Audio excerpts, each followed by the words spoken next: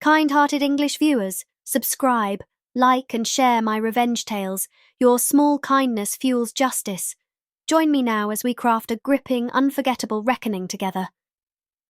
He promised me gas money, left me stranded miles from home, and laughed in my face.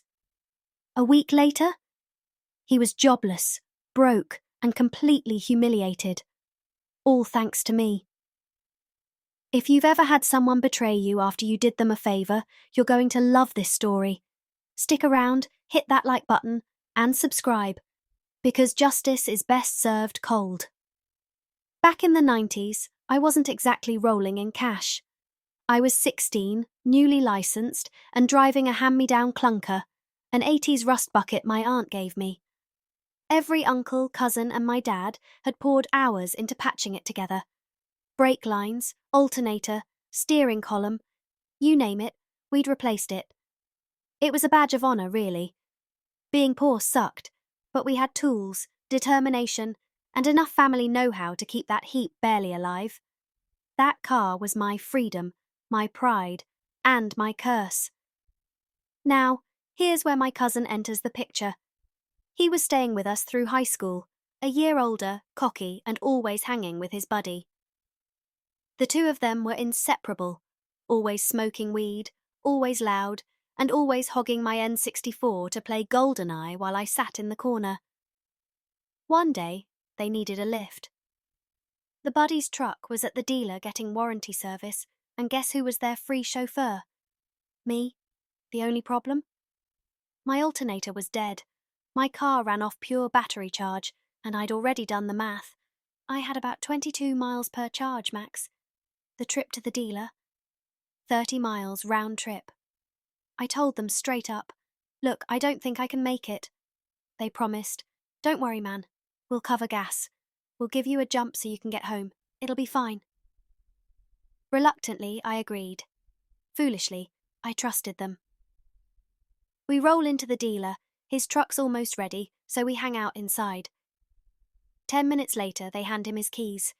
He slaps $5 in my hand, not bad in the 90s, and tells me he'll meet me out by my car. So I head outside. I'm standing there, waiting patiently. Then I hear it. Loud music, bass thumping, tires screeching. My cousin and his buddy whip around the corner, middle fingers out the window, laughing their heads off.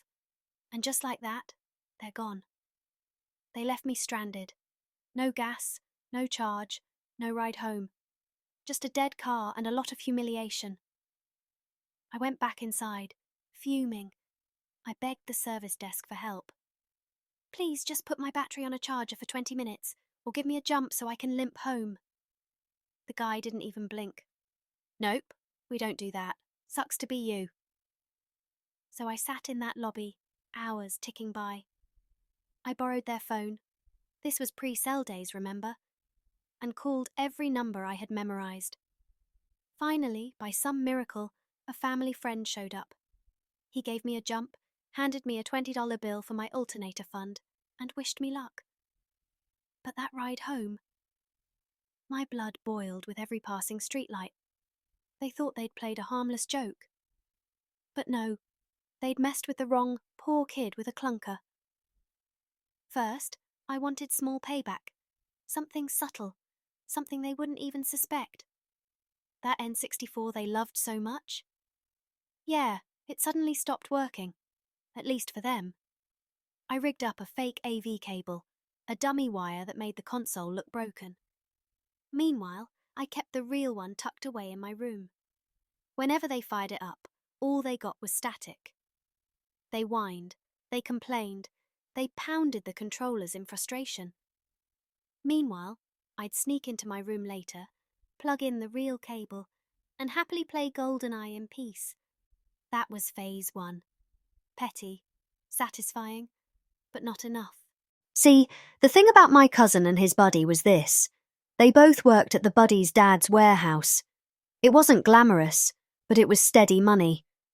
And they bragged, constantly, about how they smoked weed before work, during breaks, even while driving forklifts. And after they ditched me, I knew exactly how to use that information. A week later, once their laughter had died down and they thought I'd forgotten, I stopped by a gas station payphone. I dialed the warehouse and asked to speak to the manager, the buddy's dad himself. "Hey," I said, pretending to be some concerned classmate. "I don't want to get anyone in trouble, but I've overheard a couple of your guys bragging about working high. Around forklifts, dangerous stuff. You might want to drug test them." The dad just grunted. "Huh." Then he hung up. I wasn't sure if it would work. Maybe he'd ignore it. Maybe he'd laugh it off. But 1 week later, I got my answer. I was sitting in my room when I heard the yelling. My cousin stormed through the house, red in the face, screaming about how unfair life was. "They drug tested us, man. Random test, out of nowhere. We both failed, got fired on the spot, and his dad took away his truck." He threw things. He cursed. He ranted about how the system was against him. Meanwhile, I sat in my room pretending to study, a smile tugging at the corner of my lips. Karma hadn't just knocked on his door. Karma had walked right in, kicked off its shoes, and made itself at home. The beautiful irony? They had laughed about leaving me stranded, flicking me off like I was nothing. And now? My cousin was carless, jobless, broke, and reliant on others to drive him around. His buddy? Same boat, no job, no truck, no respect from his dad. All because I played the role of a model citizen, concerned about workplace safety. And I didn't lift a finger after that. I just watched as their lives unravelled, slowly but surely. Looking back, it wasn't just about the humiliation of being stranded. It was about respect.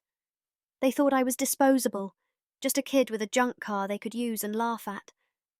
But the funny thing about respect, when people don't give it to you, sometimes karma will make sure they learn why they should have.